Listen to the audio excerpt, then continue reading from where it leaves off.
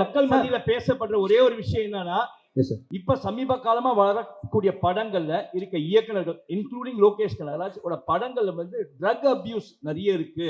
போதை கலாச்சாரத்துக்கு முக்கியத்துவம் கொடுக்கறதா சொல்லி பரவலான பேச்சு சார் இது.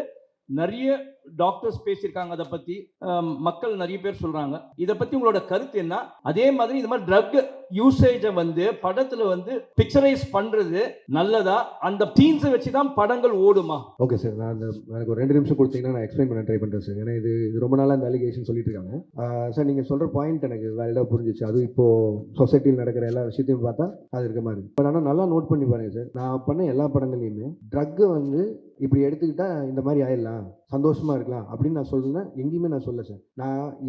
நான் கமர்ஷியல் படமே பண்ணாலும் அதில் நான் எனக்குன்னு ஒரு சொசைட்டி கன்சர்ன் இருக்குது சார். அதை மீறி நான் பண்ணதில்லை. நீங்கள் மாநகரம் எடுத்துட்டிங்கன்னா அதில் கடைசியில் அவர் சொல்லுவார், மனுஷங்க செய்கிற தப்புக்கு ஊரை கொத்த சொல்லி எந்த தப்பும் இல்லைன்னு. கைதி எடுத்துட்டிங்கன்னா கார்த்தி சாரும் சரி, மரியம் ஜாட் சாரும் சரி, கடைசியில் இதை எத்தனையும் எரிச்சு தாண்டா போவோம், இந்த நாயினால தான் உருப்படாமல் போகுதுங்கிற ஒரு வார்த்தையை சொல்லி தான் அதை மொத்தம் எரிப்பாங்க. நீங்கள் மாஸ்டரில் எடுத்துட்டிங்கனாலும் நான் இதே தான் சொல்லியிருப்பேன். அது எப்படி 18 வயசு கீழே இந்த உனக்கு ஆகல, நீ தேட்டருக்குள்ளே போகாதன்னு சொல்ல முடியுதோ, எப்படி வந்து சாராயமும் பீடியும் அவன் கையில் கிடைக்குதுன்னு. கமல் சாரை வச்சு இந்த ட்ரக் ஃப்ரீ சொசைட்டிக்கான மரியாதை என்ன, அது இப்படி ஆச்சுன்னா என்ன ஆகுங்கிறத அவங்களுக்கு சொல்லியிருக்கேன். இது என்னன்னா, எனக்கு கிடைச்ச ஹீரோஸ் மூலிமா எவ்வளோ தூரம் உறக்க இதை சொல்ல முடியுமோ அதை நான் சொல்லிகிட்டே தான் இருக்கேன்.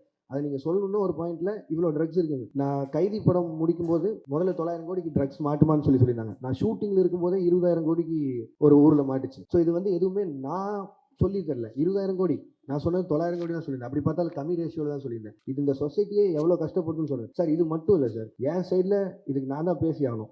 வெறுமனே இப்படி சொல்லிட்டு போயிடலாம், கமர்ஷியலாக வந்துட்டான் ட்ரக்ஸை வச்சு படம் பண்ணுறாங்க. இல்லை சார், எவ்வளோ தூரம் சே நோ டு ட்ரக்ஸ் கேம்பெயினுக்கு நான் சப்போர்ட் பண்ணிட்டு இருக்கேன்னு எனக்கு தான் தெரியும். என் சைடில் அவ்வளோ கேம்பெயின்ஸ் நடந்துட்டு இருக்கு. ஒவ்வொரு காலேஜாக போய் இது ப்ரொபகண்டா மாதிரியே பண்ணிட்டு இருக்கேன். ஒரு 15,000 ஸ்டூடெண்ட்ஸை ட்ரக்ஸை தொட மாட்டேன்னு பிளட்ஜ் எடுக்க வச்சிருக்கேன்.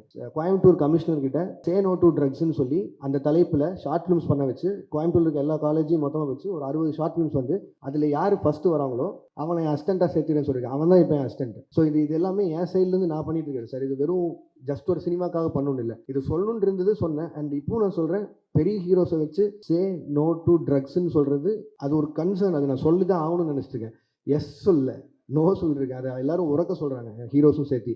இந்த எல்சியூ உருவானதும் அதுதான். இதில் திட்டவட்டமாக கமல் சார் சொன்ன மாதிரி தான், ட்ரக்ஸு இந்த சொசைட்டிக்குள்ளே வேணான்னு தீவிரமாக இருக்கிற தீவிரவாதின்னு அவர் சொல்லியிருப்பார்ல, அதை தான் நானும் கமர்ஷியல் ஃபார்மேட்டில் சொல்ல ட்ரை பண்ணுறேன். பட் ஆனால் நான் என்ன சொன்னாலும் நல்லதை கேட்கவே மாட்டோம், நான் கெட்டதை மட்டும்தான் பார்ப்போம்னு சொல்லியிருந்தா நானும் என்ன தான் சார் பண்ண முடியும்? மேபி நான் பண்ணாமல் விட்டுறேன். அதனால பண்ணாமல் விட்டா சொசைட்டி மாறிடும்னா அது குட் தான், நான் அது பண்ண போகிறேன்.